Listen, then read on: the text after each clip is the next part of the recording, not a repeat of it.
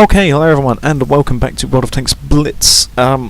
Today I will be doing a garage review of the M4A1 Revalorise, or the Ravioli, or the Revolution, or whatever you want to pronounce it as. But yes, this is a tier 8 medium tank of La France, and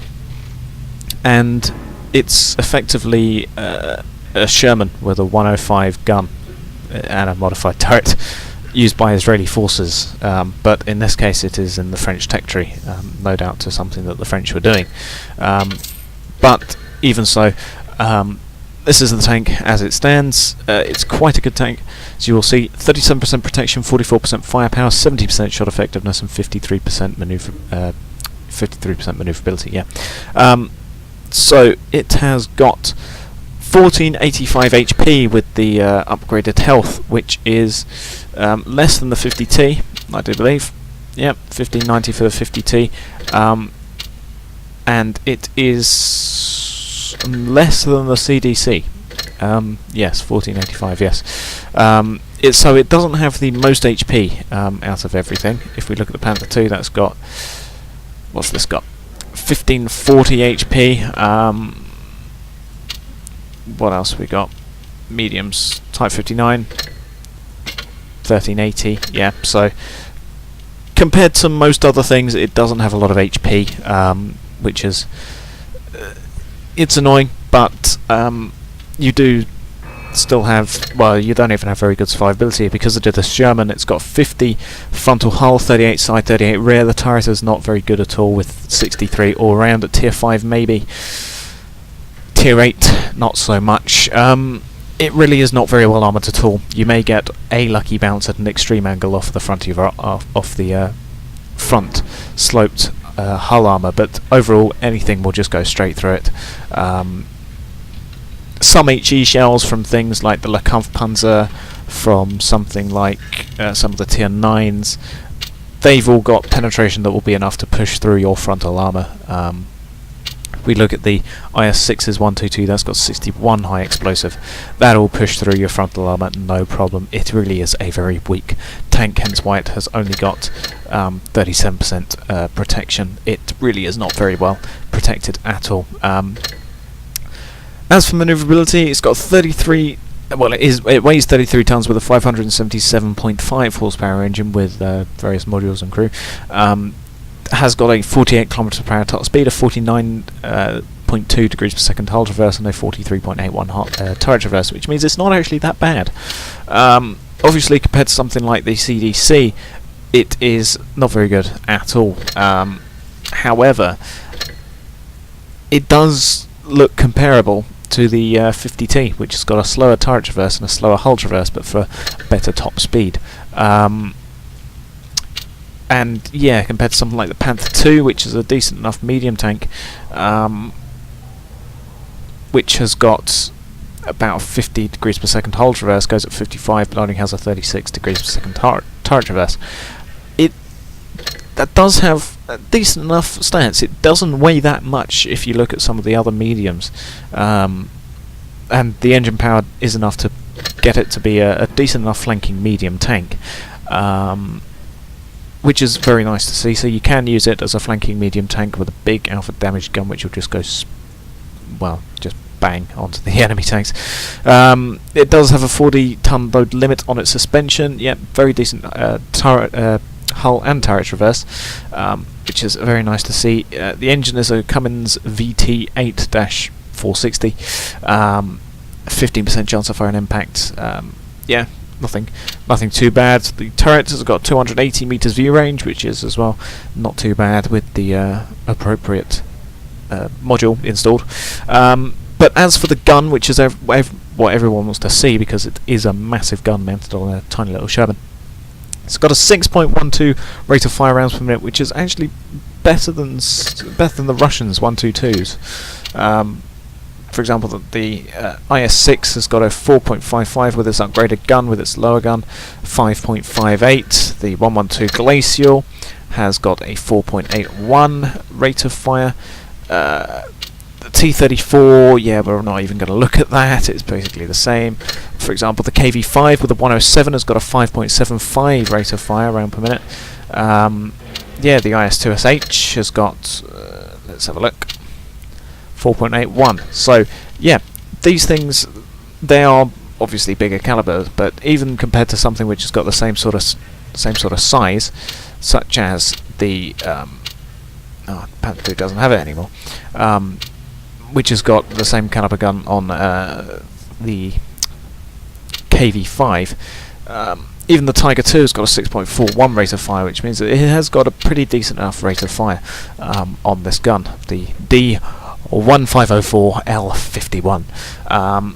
It has got 200mm of average pen with its AP, 250 with with heat, 53 with HE, which is not too bad.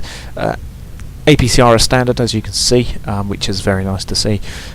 310 average damage with AP, 260 with heat, 400 with HE. Yeah, pretty standard over 105, but it is nice to see a 105 on a medium tank. It is a pretty high alpha damage, which is good for dealing sudden big damages to enemy tanks. It does have a very good dispersion as well, and aim time, with a 0.33 dispersion at 100 meters and a 3.7 second aim time, which means that this thing does do very well as a sniper, and all of it looks to be very much either a flanking medium or as a sniper. It does work does work favourably in both roles. These things I've got completely messed around though, and I don't know why. Let me just adjust all that. There we go. So yes, yeah, it does work well in multiple roles, just so long as it doesn't involve getting shot at too much. As for ammo, it does carry 51 rounds of ammo, which means that you'll be able to outlive any battle with this amount of ammo, even if you are constantly shooting. But with a 10-second reload time, it doesn't. Yeah. You're not likely to shoot off all this stuff within 7 minutes. So yeah, you've just got plenty of ammo to play around with. As for provisions, you've got your standard and improved fuel, 4, 3 and 10% respectively to engine power and turret traverse. Then you've got canned pate and hot coffee, 4, 3 and 10% respectively to crew mastery.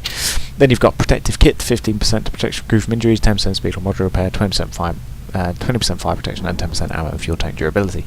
So you can go ahead and mount them as you wish. As for consumables, you've of course got the standard repair, first aid, fire extinguisher. Then you've got engine power boost, 20% to engine power floor, 15 seconds. Adrenaline, 20% to low speed, and 10% chance of damaging enemy vehicle modules for 15 seconds. Then you've got the multi-purpose, which is those three rolled into one. So yeah, you can go ahead and mount them as you wish. As for equipment, I would say gun rammer. You don't really need the calibrated shells. It does have very good. It does have very good penetration anyway, regardless. So gun rammer for the extra reload time, get it above 6 seconds, which is very nice. Then I would say improved modules for the extra track and ammo rack durability.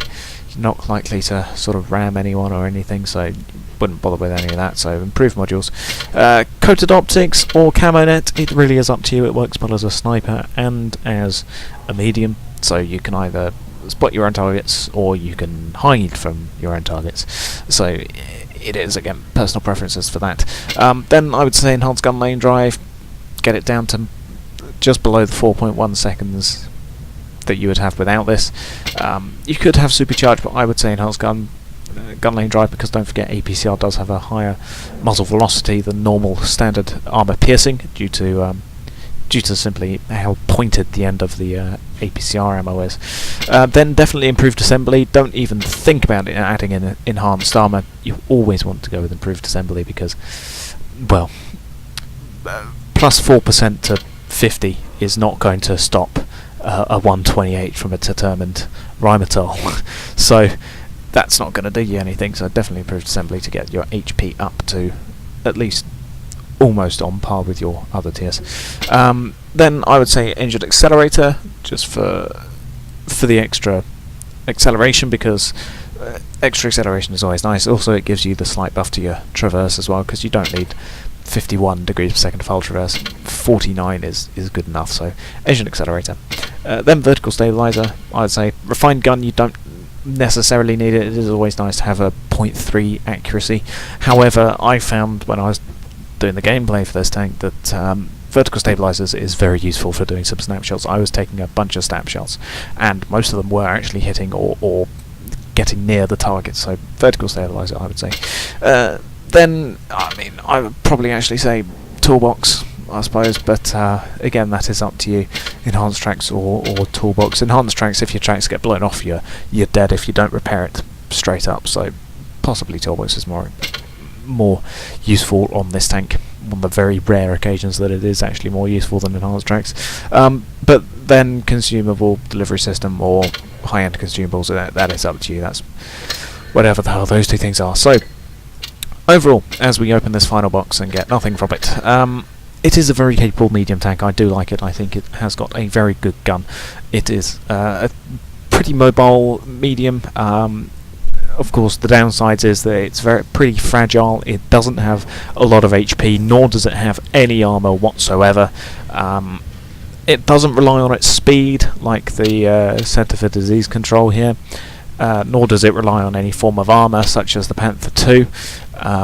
What it instead does rely on is its accuracy and its high alpha damage, which is what you want to keep in mind all the time when you're playing this tank, which is that it doesn't have any armor and it's got a powerful gun that that if you can keep in the game will definitely help out your team, because it is a very nice gun on this tank, and yeah, it's just a very nice gun to have on the tank, and yeah, overall decent enough medium tank. I'll thank you all for watching and goodbye.